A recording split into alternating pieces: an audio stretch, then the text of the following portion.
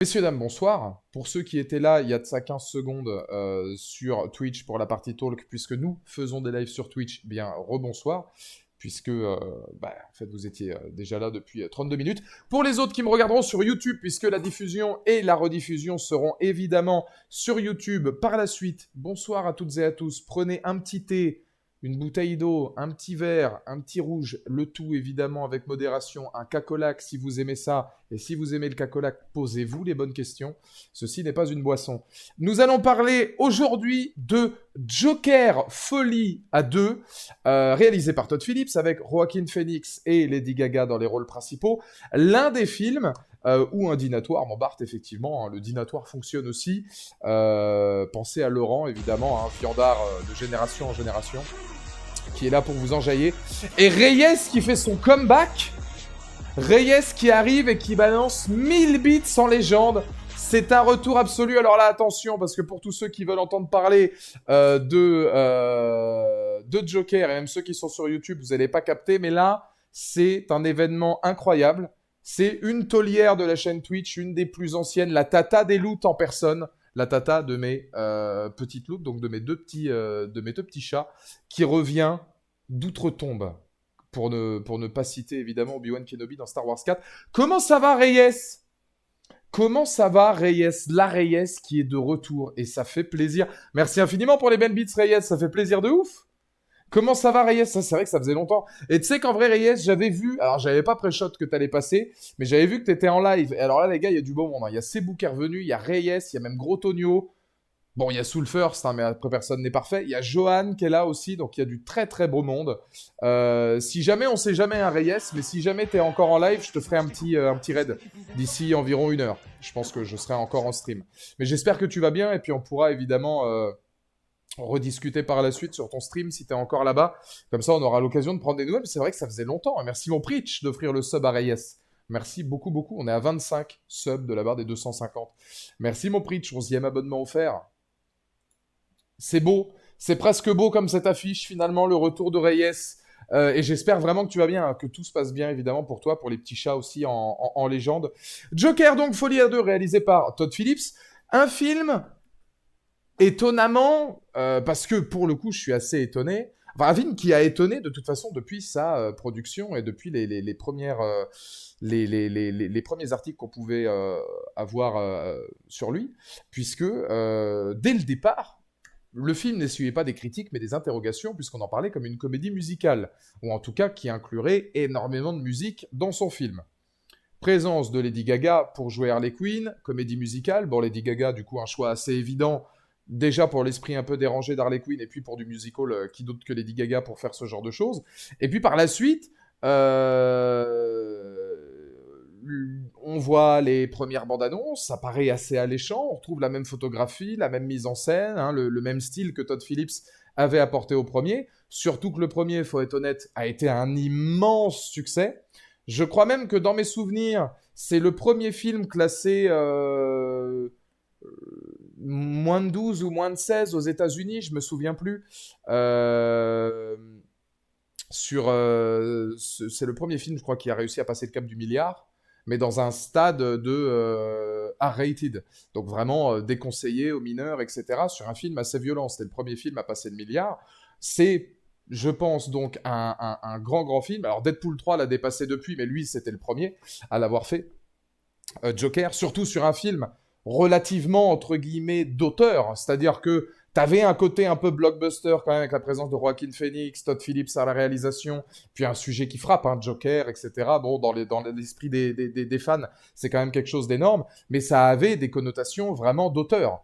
Ça avait un style d'auteur. C'était lent et centré sur les protagonistes, très sombre, très obscur, etc. À ce niveau-là, justement, eh ben, ça donnait quelque chose d'hyper intéressant d'avoir cette espèce de blockbuster d'auteur, un vrai film de cinéma qui arrive au milliard et qui, alors voilà, après les Oscars, etc., la performance de Joaquin Phoenix, on peut revenir là-dessus, mais le premier, effectivement, était acclamé.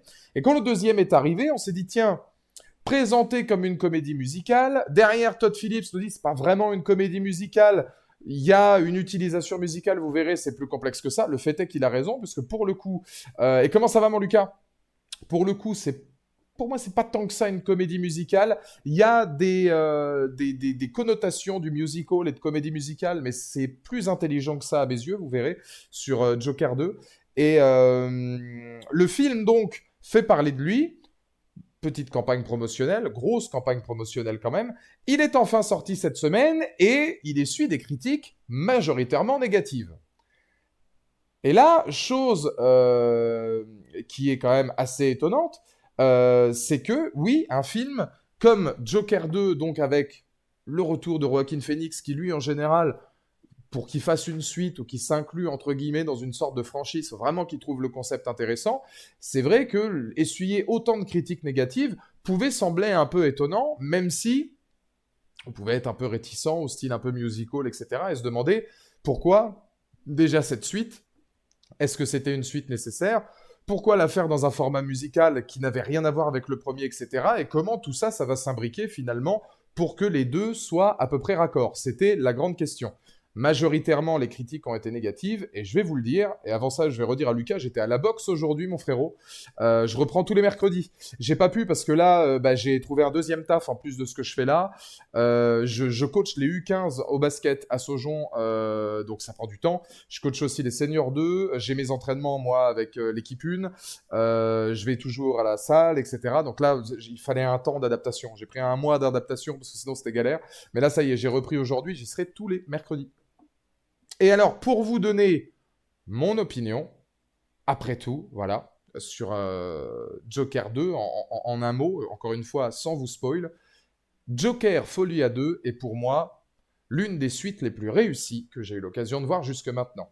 C'est une suite extrêmement intelligente, c'est une conclusion filmique donc du film et de ce duo en fait Joker 2 particulièrement maligne et bien vue, qui peut justement répondre à beaucoup de questions et qui peut réconcilier avec l'univers donc des films Joker, les fans hardcore du Joker des comics, puisqu'il n'y avait pas que des fans du premier Joker. Certains considéraient qu'on était très loin du Joker du comics, etc., ou de la mentalité ou de l'état d'esprit du Joker, ceci, cela, avaient peur que le deuxième ce soit pareil. La conclusion du film permet de pouvoir mettre tout le monde d'accord et pourrait, je pense, permettre aux fans des comics de se dire « Ah oui, d'accord, oui, donc de ce point de vue-là, pourquoi pas ?»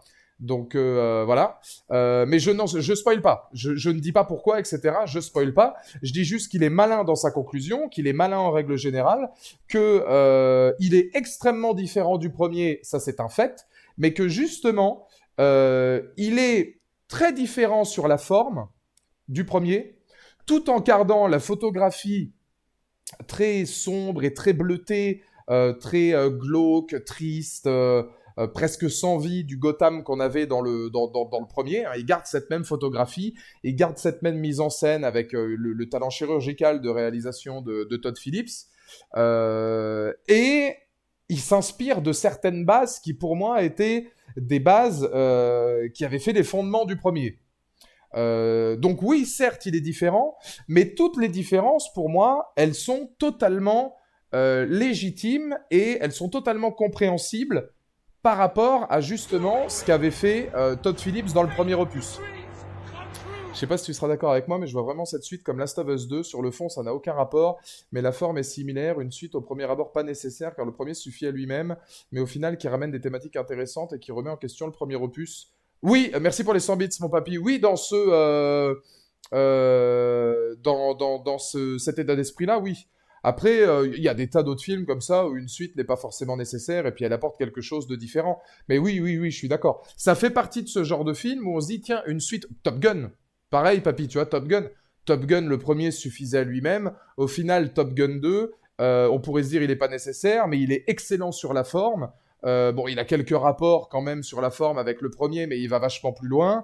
Et puis, il est fait longtemps après. Il apporte des thématiques intéressantes sur le fils de Goose, sur comment on ressent Tom Cruise et son personnage au fur et à mesure des années. Il y a des choses qui sont intéressantes, des choses nouvelles aussi, avec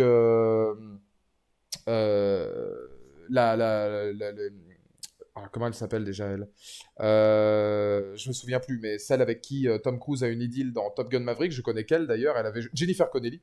Donc oui, non, ça peut être à peu près dans les mêmes thématiques d'une suite. Bon, on se demande pourquoi, et finalement, quand on la voit, on se dit « Ah oui ». Je vais prendre un exemple très simple, par exemple, c'est le cas comédie musicale. À mes yeux, et là ce sera une question d'interprétation, Joker Folie à 2 n'est pas tant que ça une comédie musicale.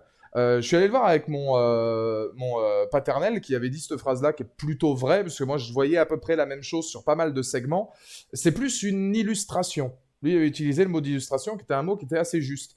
C'est une illustration musicale, c'est-à-dire que beaucoup de séquences sont une illustration par le biais de certaines scènes de comédie musicale qui sont parfois des séquences qui sont issues de l'esprit du Joker, donc de cette espèce d'autre monde. Alors lui, il parle d'un monde imaginaire plusieurs fois. Lui, il se crée un monde imaginaire au sens figuré, bien sûr, hein, mais il vit dans une sorte de monde imaginaire, etc. Quand il est dans la peau du Joker, dans le même principe que quand Harley Quinn est avec lui, c'est une sorte de monde imaginaire. Ils appellent ça comme ça. Justement, moi j'ai bien aimé ce côté-là puisque l'utilisation entre guillemets des segments de comédie musicale sont toujours pour illustrer soit le mal-être ou la solitude ou la dépression ou tout simplement les pensées du Joker ou d'Arthur Fleck à ce moment-là. Ça donne des séquences qui sont visuellement époustouflantes, ça donne des séquences musicales. Alors en reprenant des thèmes forts. Alors, je vais reprendre encore Frank Sinatra parce que That's Life, c'est vraiment l'emblème pour moi de Joker. Il faut savoir que le thème That's Life, le titre de Frank Sinatra, si on l'écoute pour le texte, etc., c'est très raccord avec Arthur Fleck. Il faut savoir aussi que le film, pour moi, est un film beaucoup plus centré sur Arthur Fleck que le Joker. Pour vous donner une ordre d'idée du scénario, c'est assez simple. À la suite des événements du premier opus, Arthur Fleck donc attend de passer au tribunal. Une grande partie du film sera le tribunal où on va donc essayer de voir s'il est coupable ou non des victimes qu'il a pu faire dans le premier opus. Entre-temps, il va nouer une idylle avec Harley Quinn, etc. Voilà, globalement, pour l'idée majeure du film. Donc c'est relativement simple comme constat, hein, mais on est directement aux suites du premier. Et de par le fait, tribunal, sa vie à Arkham, sa rencontre avec Harley, on est beaucoup plus centré sur Arthur Fleck. Ce qui fait que finalement, le Joker est intéressant à suivre, puisque il va y avoir deux cas très intéressant à développer avec lui. Non seulement le Joker va être étudié comme une dualité, beaucoup vont essayer de savoir si finalement il n'a pas une double personnalité, etc. avec le Joker. Et de par ce prisme-là, on va étudier le Joker de manière assez différente qu'Arthur Fleck. Ce qui fait qu'on a vraiment deux oppositions et deux effets de style assez intéressants. La comédie musicale viendra très régulièrement du moment où Joker est présent. C'est pas comme Elliot et Mr. Robot, c'est encore autre chose. Là, c'est plus un monde que Arthur Fleck se crée, mais j'ai l'impression qu'il en est conscient quand même de se créer ça quand il met la peau du Joker. C'est encore autre chose qu'Elliot et Mr. Robot. Et puis, donc il y a ce côté-là vis-à-vis de Joker. Et quand le Joker arrive, c'est lui, je trouve, qui met en place les parties comédie musicale. Et c'est bien, puisque justement, beaucoup de gens avaient peur de ce côté comédie musicale. C'est là où moi, je fais la distinction. Je suis pas si sûr que ça que le film soit une comédie musicale, puisque énormément de séquences pure comédie musicale. Alors j'en avais noté évidemment quelques-unes, hein, mais il y a la danse à l'hôtel Arkham. Il y a un moment où vous verrez Arthur chanter, danser, etc. devant une télévision où on voit Harvey Dent en train justement de parler du procès qui va arriver. Et puis après, une fois que la chanson est finie, on le revoit devant l'écran, donc on comprend qu'il a inventé qu'il était en train de chanter, etc. Et qu'en fait, lui-même ne bougeait pas, tout ça c'est dans son cerveau. Il retourne aussi sur le plateau de télé de Murray avec Harley Quinn pour faire une espèce de show. Toutes ces séquences-là sont des séquences qui sont imaginées dans l'esprit d'Arthur Fleck en tant que Joker.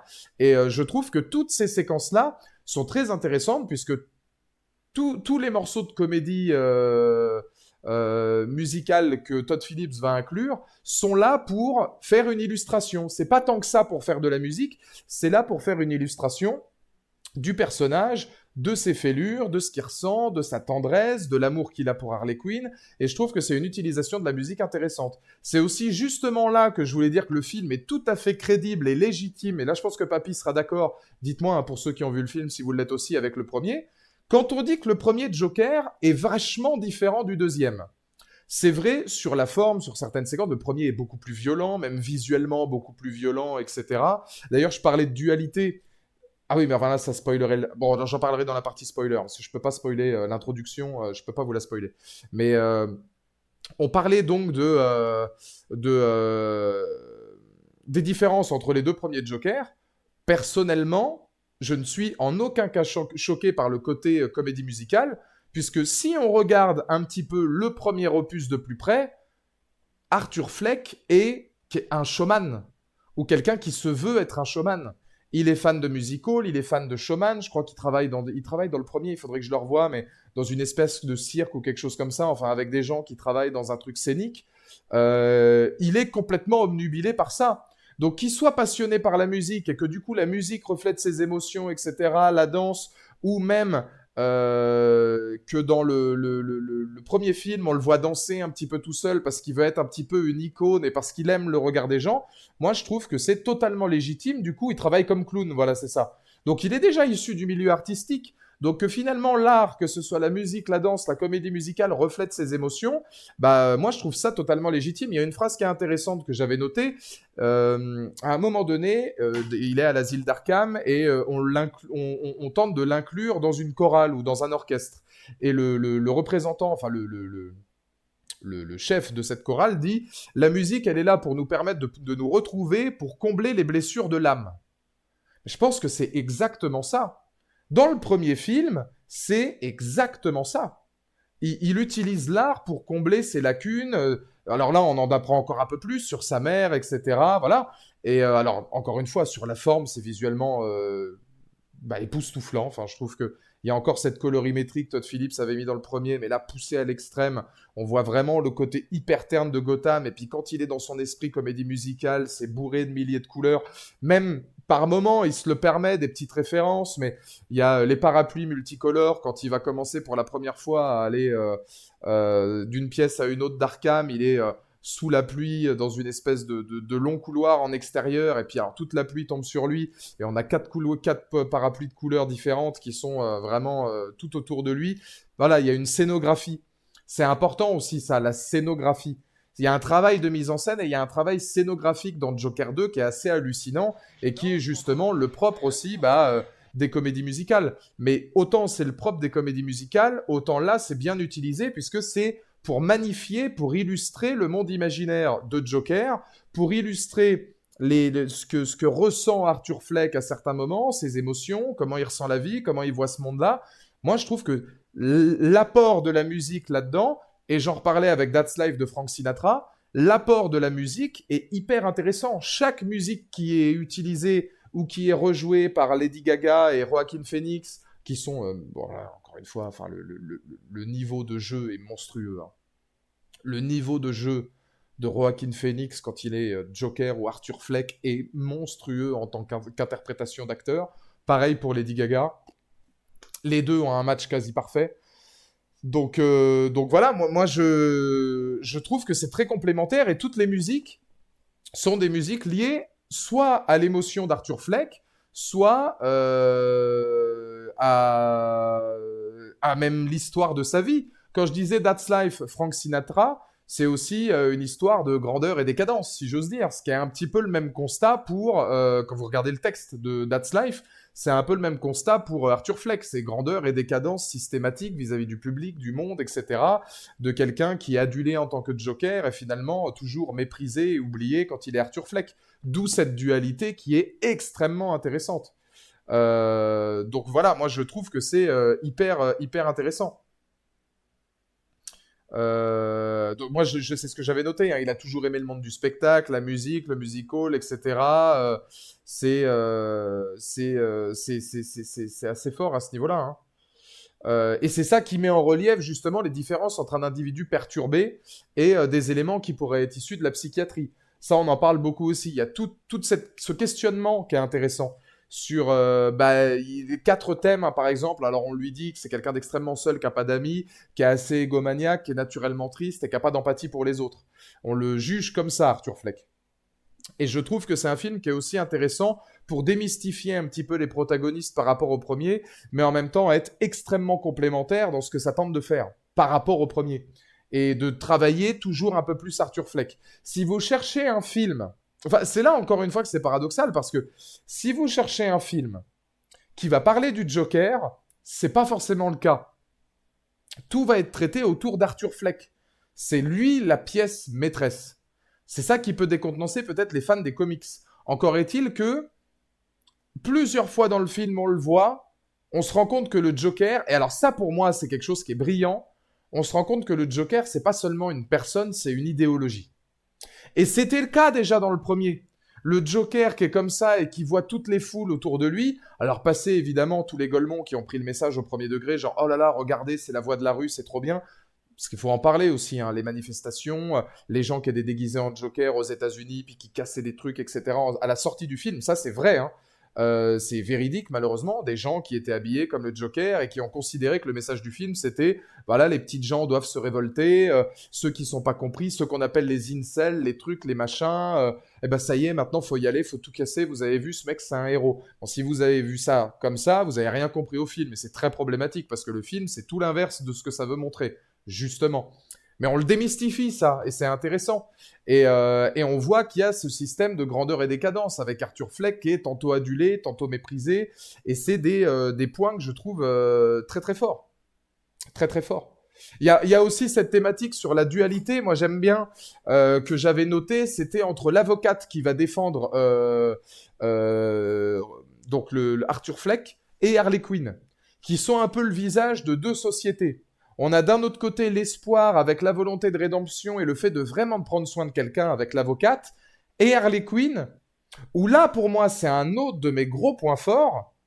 Harley Quinn est beaucoup plus chaotique, beaucoup plus calculatrice et beaucoup plus joueuse que le Joker. Beaucoup de gens vont dire « Ah putain, mais c'est bizarre, parce que normalement, c'est l'inverse. Le Joker, il est censé la mépriser, il s'en bat les couilles, il l'utilise, c'est un objet, machin. » Et ben ce contre-pied-là, moi, je l'ai trouvé très intéressant. Quand vous regarderez le film, c'est souvent Harley qui joue un peu avec le Joker. Alors, les sentiments sont réels, mais elle joue un peu avec lui, pardon. Elle ne veut que le Joker. Arthur Fleck, voilà, non merci, mais elle ne veut que le Joker. Pour elle, c'est l'idéologie du Joker. Elle est limite plus amoureuse de l'idéologie du Joker que d'Arthur Fleck lui-même. Et elle est beaucoup plus en proie au chaos avec le Joker que lui, finalement. Et c'est un truc qui est hyper intéressant, encore une fois, de prendre le film à contre-pied. Puisque là, on prend à contre-pied ce qu'on pourrait imaginer de la relation entre le Joker et Harley Quinn, avec Harley Quinn qui est un peu méprisé, machin, et qui est qu'un sous-fifre. Et là, c'est l'inverse, limite. Enfin, c'est pas l'inverse, mais tu sens que les pions et le marionnettiste, par moments, c'est Harley. Et ça donne des séquences qui sont magnifiques. C'est un film qui est, je trouve, triste et très émouvant. Alors, encore une fois, là, ça va être la grande question. On va parler cash, évidemment, hein, mais il y a toujours cette thématique du est-ce bien, est-ce une bonne chose de provoquer de l'empathie et des émotions aux spectateurs pour des personnages comme ça, qui sont censés être des saloperies et des antagonistes finis. On peut penser à Prison Break avec Theodore Bagwell ou d'autres personnages comme ça qui sont des antagonistes et où bah, l'écriture est tellement bonne et il y a une telle subtilité, de telle balance de nuances que finalement tu te dis, t'as quand même un peu d'empathie. Chose est que je trouve que le film est très émouvant. J'ai trouvé Joker Folie à deux très émouvant. J'ai pas d'empathie et d'émotion pour le tueur Joker, pour les immondices qu'il a pu faire. Par contre, dans sa relation avec Harley, dans l'amour, la douleur, le désespoir, tout faire pour la personne, une séquence au téléphone, je dirais rien pour éviter les spoils, mais il y a une séquence où il est au téléphone et où il a un couplet chanté au téléphone qui est j'ai trouvé d'une tristesse étonnante, très juste dans la manière de jouer de Joaquin Phoenix. Et là où justement on a de l'émotion, de l'empathie et de l'affection pour lui. Parce que Arthur Fleck est quelqu'un malgré tout d'assez attachant. Quand il est passé sous forme de Joker, il l'est plus. Mais quand il est sous forme d'Arthur Fleck, il est relativement attachant. Et on le voit tout au long du métrage jusqu'au dénouement final. C'est une personne qui n'est pas dénuée de tendresse, qui a juste voulu s'inventer un monde imaginaire parce que personne ne le voyait dans le monde réel. C'est triste, c'est des propos qui sont très tristes. Et moi, honnêtement, Joker 2, je le vois comme une proposition, au même titre que le premier. Et je vais faire partie des gens qui se disent, bah écoutez, si c'est pour revoir une millième 672e fois version de Joker, qui est hyper comics accurate, qui est ceci, qui est cela, mais qu'on a déjà vu 35 000 fois, quel est l'intérêt? Quel est l'intérêt si ça a déjà été vu 35 000 fois? Là, on a une proposition différente. Et moi, j'aime bien. Parce que moi, c'est quelque chose qui me parle.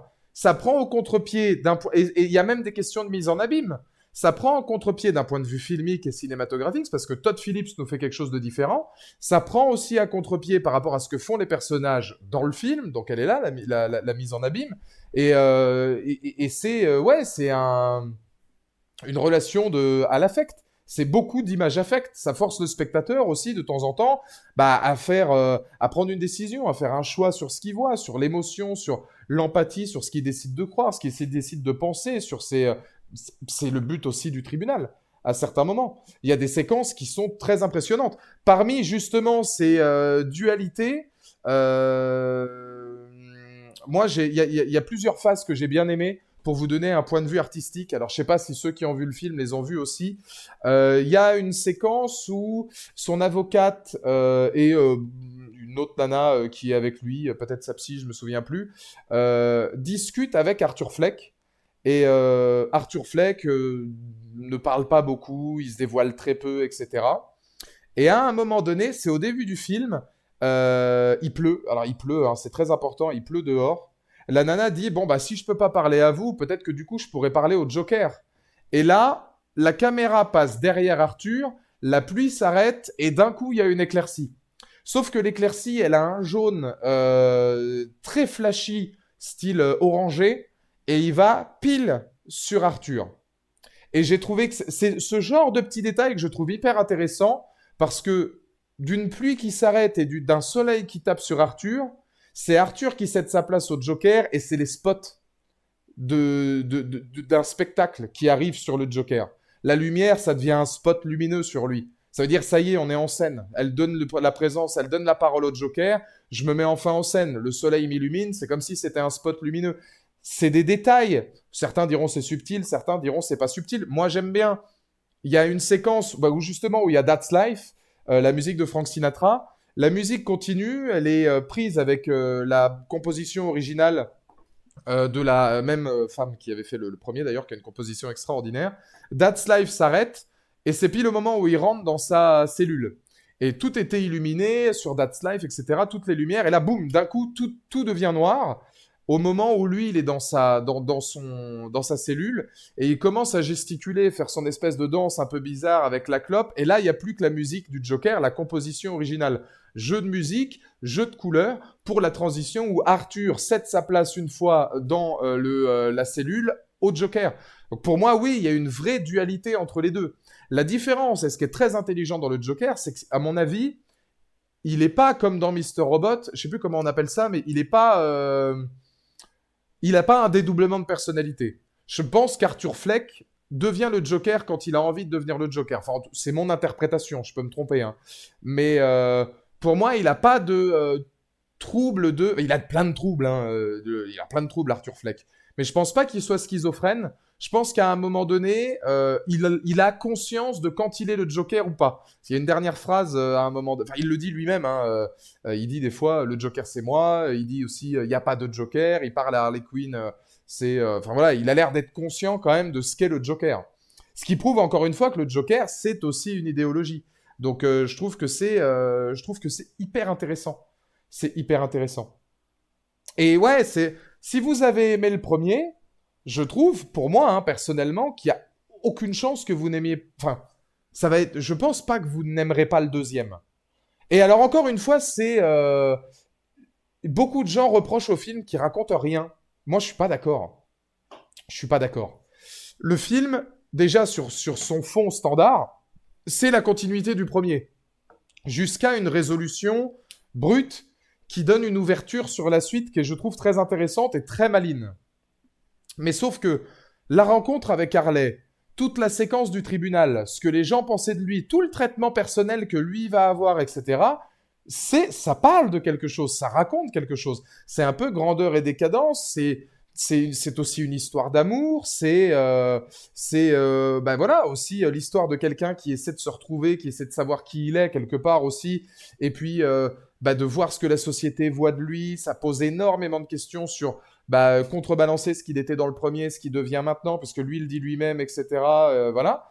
Euh, pour ceux bah, comme Baby in a Corner, par exemple, pour ceux qui ont été déçus, peut-être un deuxième visionnage.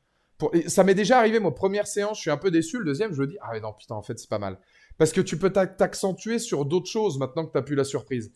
Mais moi, je trouve ça bien qu'ils aient fait différent parce que ça en avait besoin. Je trouvais ça hyper couillu de faire une comédie musicale ou quelque chose, ou même un film qui est une illustration du musical. Et quand je vois que c'est fait pour travailler le personnage, la relation entre Harley et le Joker, son monde imaginaire, comment il voit les choses, son ressenti, ses émotions, ce qu'il y a dans son cœur, dans son esprit, pour les trois quarts des scènes de comédie musicale, bah, je trouve que c'est malin. Et de toute façon, comme c'est quelqu'un qui aime le spectacle, le musical et qui est issu de ça et qui adore ça de base, c'est legit vis-à-vis du personnage. Ça me choque pas.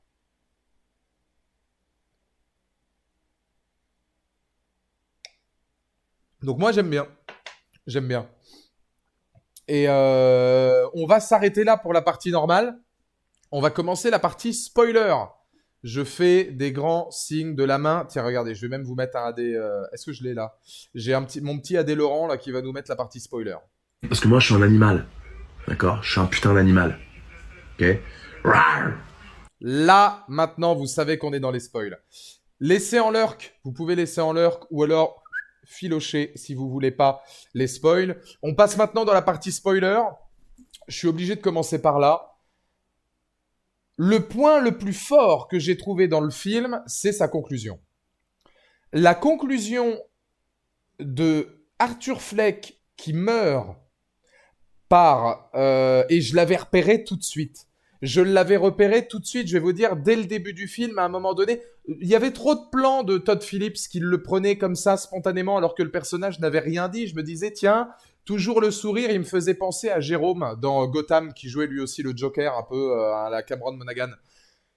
Que Arthur Fleck se fasse tuer par un membre de l'asile d'Arkham, pour moi c'est brillant.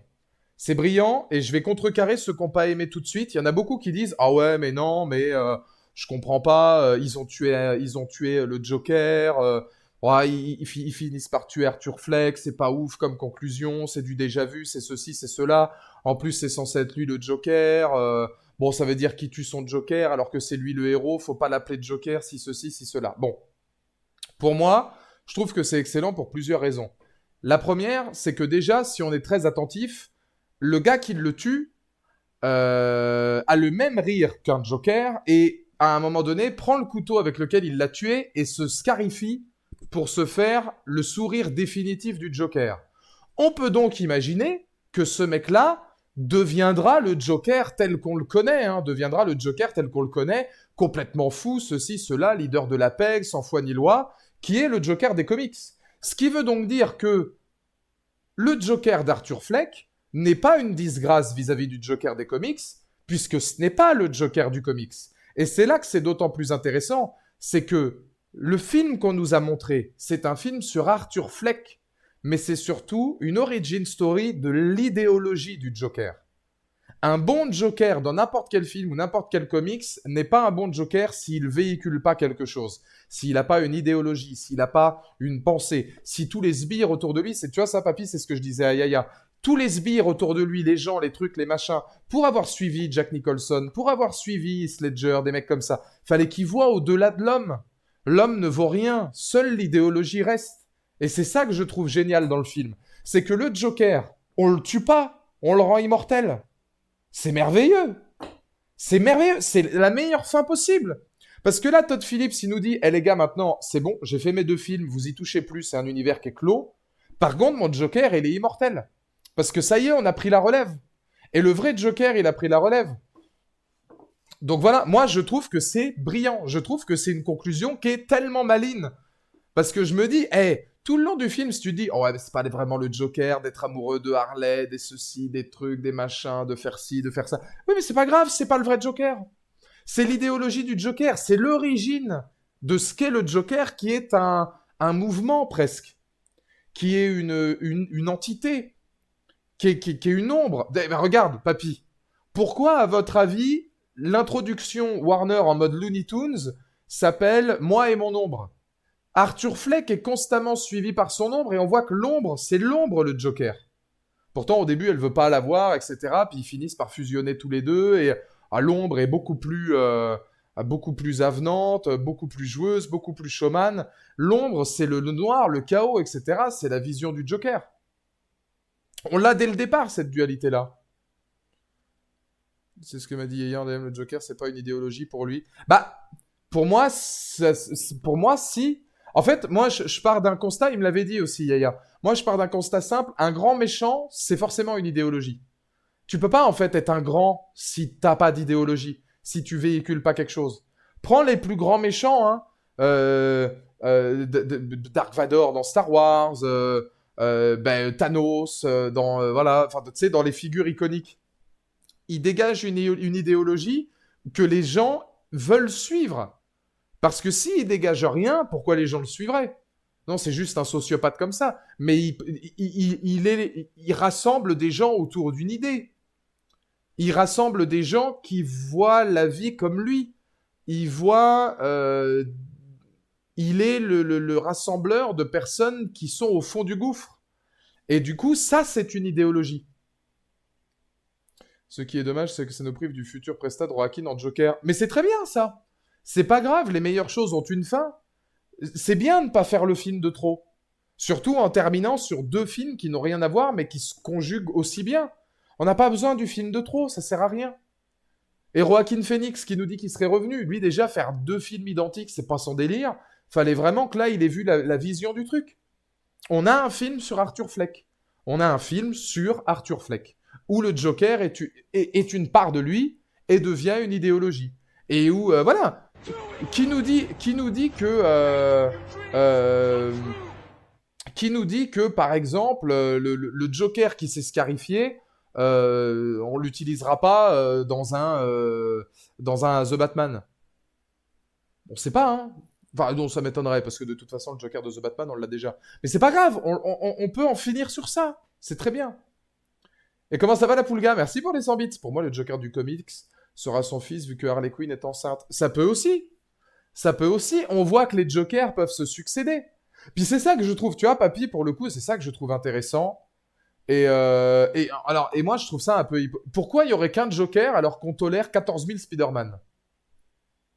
Bah, faut qu'on réponde à cette question-là. Pourquoi le Joker n'aurait pas le droit à une idéologie et d'avoir une vision différente et d'emmener un autre Joker ensuite qui sera l'officiel ou un autre, sachant que, les gars, Spider-Man, il y en a eu 12 000.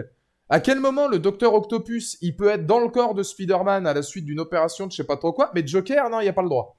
Donc, bon, il peut y en avoir plusieurs des Jokers, c'est pas gênant. Lui, ça a été le précurseur.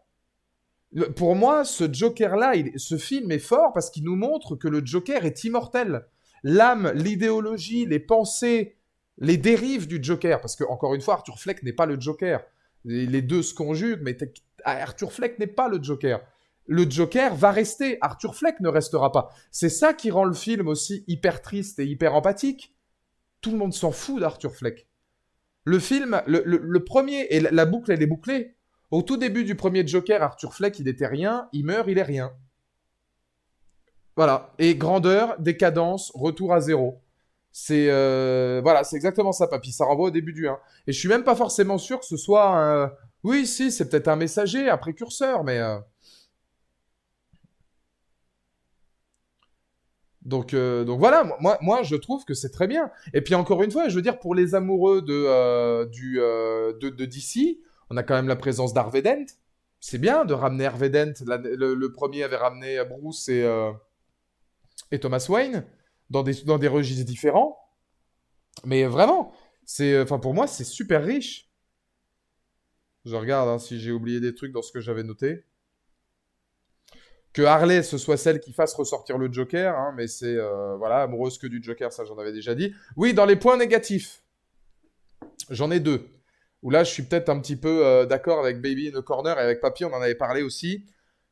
L'utilisation musicale est excellente. Par moments, il y en a un peu trop. Je trouve que les segments musicaux ou les moments où il chante, il y a quelques passages où c'est pas forcé, mais c'est pas forcément utile et ça apporte quelques longueurs. C'est un film qui dure 2h10, il est par moment un poil long.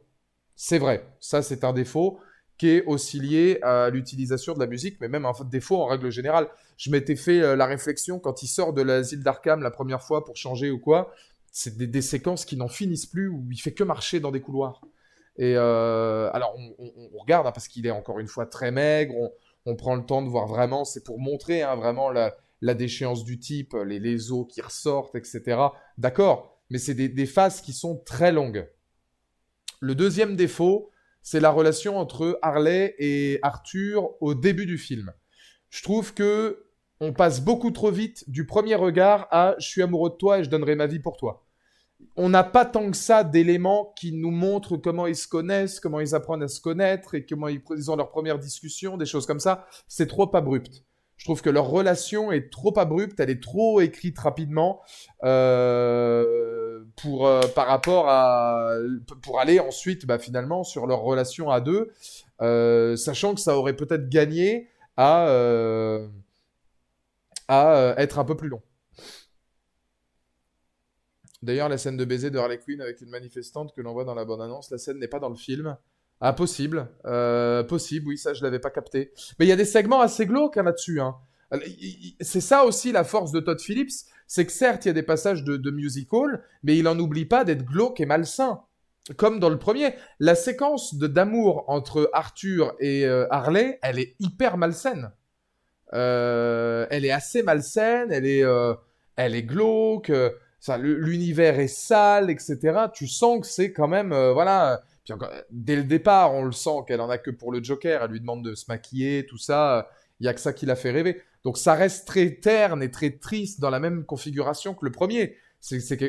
On suppose d'ailleurs que, je pense, c'est sa première fois. Parce que il a l'air de en fait, c'est filmé de telle manière où c'est tellement particulier qu'on a l'impression que c'est de la découverte pour lui. Oui, elle aime un symbole, pas Arthur. C'est hyper glauque et bim, enceinte direct. Mais alors, il y a que moi qui se demande si le fait qu'elle est enceinte, ce soit vrai. Qui nous dit qu'elle est vraiment enceinte? Est-ce que c'est pas un stratagème pour le garder ou pour garder le Joker? Parce que quand elle lui annonce au téléphone alors qu'elle est en train de lui parler, etc., pour le requinquer un peu, pour pas qu'il perde espoir et pour que le Joker demeure. Qui nous dit qu'elle est vraiment enceinte? Ça se trouve, elle est pas enceinte. C'est peut-être de la manipulation, hein.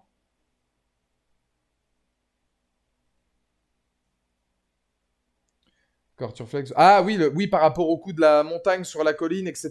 Oui, si, oui, peut-être, effectivement. Enfin, faut voir. Faut voir. Oui, c'est vrai que si on part dans cette idéologie-là, c'est plausible. Corturflex voit Harley pour la première fois qu'elle se met en joue avec sa main comme la meuf du premier film. C'est bizarre comme clin d'œil, sachant que dans le premier film, ça se passe dans sa tête. Alors ouais, oui. Oui, alors oui, alors après, il y a ce clin d'œil-là. Moi, à mon avis, c'est peut-être ce qui lui a plu.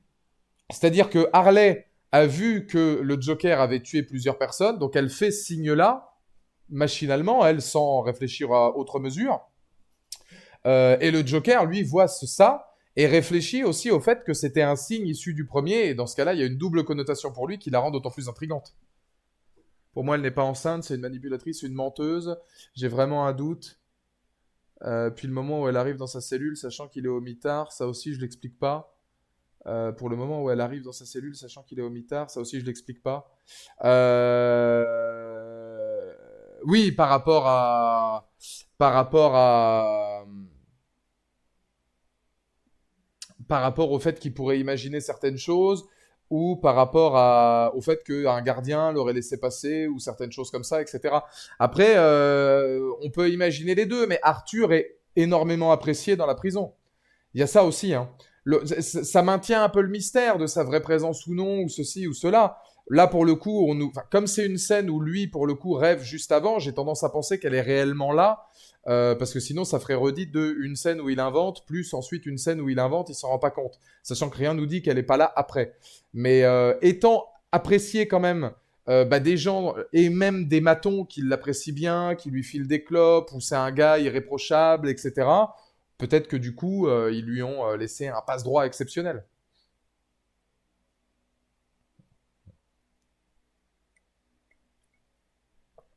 Mais c'est des questions d'interprétation. Comme ce que dit Baby in a Corner après, ouais, la scène dans l'escalier, est-ce qu'elle s'est pas déjà tuée avant quand elle se met le pistolet sur la tempe? Est-ce que quand elle lui parle, du coup, bah, elle est vraiment là ou elle est pas là? C'est son imagination ou pas? C'est des questions d'interprétation, ça. Il peut y avoir des interprétations différentes. C'est vraiment des films spéciaux, c'est dur de démêler le vrai du faux, t'as l'impression d'être dans la tête du Joker pendant 2h15. Mais c'est ça qui est génial. C'est là où justement le film raconte quelque chose. C'est que encore et encore et encore après, pour moi, c'est pas des incohérences, des pistes torturées et bordéliques qui sont le symbole de l'esprit ravagé du Joker ou d'Arthur Fleck. Et c'est fait pour dérouter, je pense. Joker Folie à 2 est un film déroutant. Et qui est fait pour dérouter, qui est fait pour laisser une multitude de pistes et d'interrogations. Surtout quand tu as vu le premier et que tu vois à quel point le premier répondait à des interrogations, mais laissait déjà particulier. Enfin, tu vois, avant même d'avoir les réponses, tu pouvais commencer à te poser des questions. C'est ça que je trouve très intelligent et très intéressant, moi, dans Joker Folie à 2. Au-delà de la performance des acteurs, au-delà voilà, de la photographie, de la mise en scène, de la scénographie, de l'utilisation musicale, c'est l'écriture aussi, moi, que je trouve intéressante. Est-ce que vous pensez, petite question, là, pour ceux qui l'ont vu, même succès aux Oscars ou pas? Est-ce que Joaquin Phoenix, Lady Gaga, le film, la BO, est-ce que ça va chercher des nominations aux Oscars pour vous?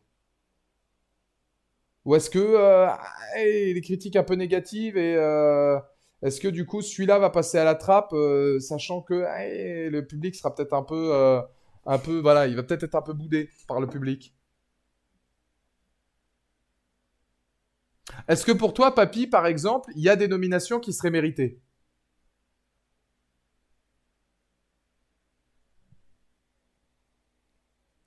Joaquin Phoenix. Est-ce que Joaquin Phoenix ou Lady Gaga pourraient meilleur acteur et meilleure actrice dans un second rôle? Meilleure réalisation, meilleure photographie. Peut-être pas meilleur film, mais meilleur réal et meilleure photographie, on est sur une réalisation qui est irréprochable. Hein. Les gros plans, les plans lointains, les plans où on joue sur la colorimétrie, la scénographie, il y a une mise en scène qui est assez chirurgicale. Hein. Puis alors au niveau de la photo, oui, aussi entre le terne et la couleur, au fur et à mesure de ce que tu veux expliquer dans le film, c'est très très fort. C'est très fort. Mais je vous le dis, hein, sur Twitter, les gens étaient contents parce qu'ils voyaient que des critiques négatives. Et j'en ai beaucoup, moi, qui me disaient ah putain, mais en vrai, merci, parce que tout le monde dit que c'est à chier et tout, alors que en fait, tu me redonnes un peu envie, limite, d'aller le voir. Et c'est ça qui est dommage. C'est que regardez maintenant l'impact des réseaux, les gens se font plus leur propre avis. Ça, moi, je trouve ça hyper dommage.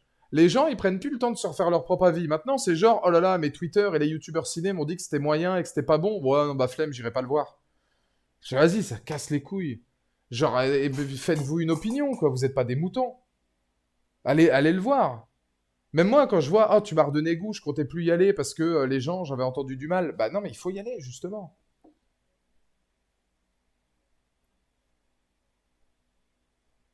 Critique pas Twitter, c'est juste certains gens qui... Non, j'ai pas critiqué Twitter, j'ai dit sur Twitter. J'ai vu sur Twitter. Ah, moi, Twitter, c'est le réseau que j'utilise le plus après Twitch, hein, puisque c'est là où tu es au courant de tout très rapidement, où tu peux avoir du débat, machin. Après, c'est aussi, malheureusement, parfois, le fond de la cuvette. Hein. C'est-à-dire que laisser la parole à n'importe qui, c'est aussi laisser la parole à la majorité de cons. Et bon, bah, c'est triste. Pas toi, mais les commentaires ici. Ah oui, d'accord. Non, oui, non, non, moi, Twitter, c'est un réseau que j'aime bien. Je dis juste que, oui, c'est vrai que c'est la parole à tout le monde. On récolte aussi ce qu'on sème. C'est un réseau qui est pas forcément bien utilisé. Mais moi, j'aime bien la nuance. forcément. Donc voilà, mais moi, c'est ce que j'ai vu sur Twitter. J'ai même pas regardé sur YouTube. On peut regarder si vous. Ah, j'ai même pas envie de me prendre la tête. Landry a beaucoup aimé le film. Attention, il le trouve juste pas à la hauteur du premier. Ils sont complémentaires. Ils sont complémentaires. Pour moi, ils sont pas. En fait, il y en a pas un qui peut être placé au-dessus de l'autre. Ils ont rien à voir. Et en même temps, ils ont tout à voir. Et c'est ça qui est génial. On est dans un autre registre. On est dans un autre format, on est dans un autre univers, on est dans un autre style filmique. Et en même temps, on reprend toutes les bases pour les réorganiser et faire en sorte que ce soit complémentaire. Moi, je trouve ça super. Faut pas comparer les deux. C'est le même principe que les gens qui comparent les Batman. Alors là, on peut avoir tendance un peu plus à comparer parce que c'est une suite directe. Mais c'est la même tendance que comparer les Batman ou les Spider-Man ou les machins. On s'en fout. Ou les aliens, on s'en fout. Je veux dire, regardez les 4 aliens, les 4 sont différents et pourtant c'est des suites et c'est ça qui rend la licence ultra intéressante. Je dois filer, merci, c'était intéressant, tu m'as fait un peu plus apprécier le film. Merci beaucoup, Baby in a Corner, bah, puis avec plaisir à la prochaine fois pour d'autres débats. Hein. Mais c'est vrai que sur Joker, ça pourrait durer des heures parce que c'est des films qui sont très très intéressants. Alien, les 4 films apportent quelque chose. Les 2 Joker apportent quelque chose. Tous les acteurs qui ont joué Batman, à l'exception de George Clooney, apportaient quelque chose. Pourquoi comparer le Batfleck à Christian Bale et Robert Pattinson pourquoi comparer les Jokers alors que Jared Leto fait pas le même taf qu'Heath Ledger, qui fait pas le même taf que Jack Nicholson, qui fait pas le même taf que le Joker de The Batman? Ça ne sert à rien. C'est complémentaire. Et là, c'est la même chose. Il y a la musique, quoi, juste, c'est pas une comédie, mais c'est musical. Oui, c'est pour moi, c'est une illustration, un film, un thriller dramatique avec illustration musicale. Mais c'est un peu long à marquer, ça, dans Télé 7 jours. Donc, on met comédie musicale. Non, mais oui, il y a quand même, il y a quand même des éléments de comédie musicale, mais comme ils sont tous imaginés par Arthur, ça ne rend pas le film, voilà, une comédie musicale. C'est un film judiciaire, musical, psychologique. Rien que ça devrait intriguer les gens. Normalement, oui, mais le problème, c'est que si on écoute les critiques négatives, etc., et puis si on se dit, ah ouais, mais non, mais t'as vu, en fait, apparemment, c'est pas bien, donc du coup, je vais pas y aller, bah là, forcément, c'est chiant, quoi. C'est chiant. Et alors, pour ce que je disais tout à l'heure, au cas où, les 2 acteurs que j'ai repérés, c'est un journaliste qui fait un entretien avec Arthur Fleck vers le premier tiers du film. Si vous l'avez pas reconnu, bon, il a vieilli, hein, mais c'était le réalisateur du film Tonnerre sous les tropiques, qui est celui qui se fait sauter dans Tonnerre sous les tropiques par une mine. Ben, c'est le même comédien. Et l'autre qui joue dans Lost, c'est un psychiatre qui joue Miles, un asiatique. Il joue Miles dans Lost et il joue aussi dans X-Men l'affrontement final. C'en est un qui a des pics un peu partout, un peu en mode hérisson. Et ben c'est lui qui, à un moment donné, au tribunal, dit que Arthur Fleck n'a pas de troubles psychiatriques, qu'il peut être un petit peu dérangé et troublé, mais qu'il n'y a rien de psychiatrique qui pourrait sommeiller en lui. Et ben cet acteur-là, c'est celui qui joue Miles dans Lost et celui qui faisait l'interview, c'était le réalisateur du film, dans le film de Tonnerre sous les tropiques. Voilà. Ça intéresse personne à part moi, mais j'étais content de les revoir. Surtout Miles, puisque c'était la même voix française que dans Lost. Et qu'en ce moment, je regarde Lost et que actuellement sur Twitch, on est en semaine Lost. Si vous regardez ça depuis YouTube et vous aimez Lost, venez. On est en semaine Lost. Et c'est totalement tonitruant. Et ça nous permet de vivre chaque jour un peu plus intensément, de parler de Lost. Chose que je vais faire dès que j'aurai fini ce live d'ailleurs. Aller me faire mes 2 épisodes pour finir la saison 4. J'aurais déjà terminé la saison 4, je serais pas loin de la saison 5 et c'est tant mieux puisqu'après il me restera à peu près 2 mois pour rattraper toutes les séries que j'ai à revoir, dont la série sur Vince McMahon, dont Chaos, dont Le Pingouin, dont Les Anneaux de Pouvoir, dont tous les films que j'ai pas vus non plus, dont La Fin de The Bear, enfin trop de trucs. C'est un gloubi-boulga sans nom. Verrais-tu Mr. Robot sous comédie musicale comme Joker 2, même si c'est pas le même genre, je suis conscient. Mais Mr. Robot, ils ont fait un épisode comédie musicale, je crois. Ou un épisode avec de la musique. Non mais Mr. Robot, de toute façon, c'est la série la mieux réalisée de tous les temps. Mr. Robot, ils ont fait un épisode sans dialogue. Ils ont fait un épisode théâtral. Ils ont fait un épisode cinématographique. Ils ont fait un épisode en sitcom. Ils ont fait un épisode en plan séquence. Ils ont tout fait. Sam Esmail, il est venu, il a dit, vous voyez le game? Bah, je vais le briser jusqu'à la moelle. Mister Robot, c'est hors du commun. Donc oui, si c'est pas fait, parce que j'avais des doutes comme quoi ils avaient peut-être déjà fait un truc en comédie musicale où ils avaient incorporé de la musique dans un épisode de Mister Robot. Mais si c'est pas fait, oui, ça pourrait sans aucun problème. Preuve en est que, regardez le succès de Mister Robot, tout le monde a trouvé ça incroyable. Ceux qui sont allés au bout trouvent que la saison 4 est l'une des meilleures, si ce n'est la meilleure des 4 saisons, et c'est celle qui est la plus audacieuse. Les anneaux de pouvoir ne t'infligent pas cette merde. Bah, c'est par curiosité, on m'a dit que la saison 2 était un peu mieux, donc bon, on va voir. En tout cas, écoutez, messieurs, dames, merci d'avoir été là. On va se laisser pour ce soir. Je vais vous envoyer comme convenu chez Reyes, qui a repris les streams. Elle est sur le casting de Frank Stone, qui sera un jeu qu'on fera très tranquillement prochainement. Donc, petit raid chez Reyes 9. Moi, je vous donne rendez-vous demain sur Twitch, demain sur YouTube. La rediffusion, là, sera demain sur YouTube. Donc, le jeudi 3 octobre. Et je vous donne rendez-vous aussi jeudi 3 octobre à 18h pour un nouveau live sur Twitch où nous ferons un petit live musical sur Lost, les meilleures bandes-sons de Lost. On reparlera de Lost, etc. Donc, amis Losties, fans de Lost, ce sera là qu'il faudra être si vous aimez Lost. Je vous fais des bisous et je vous dis à demain. Des bisous!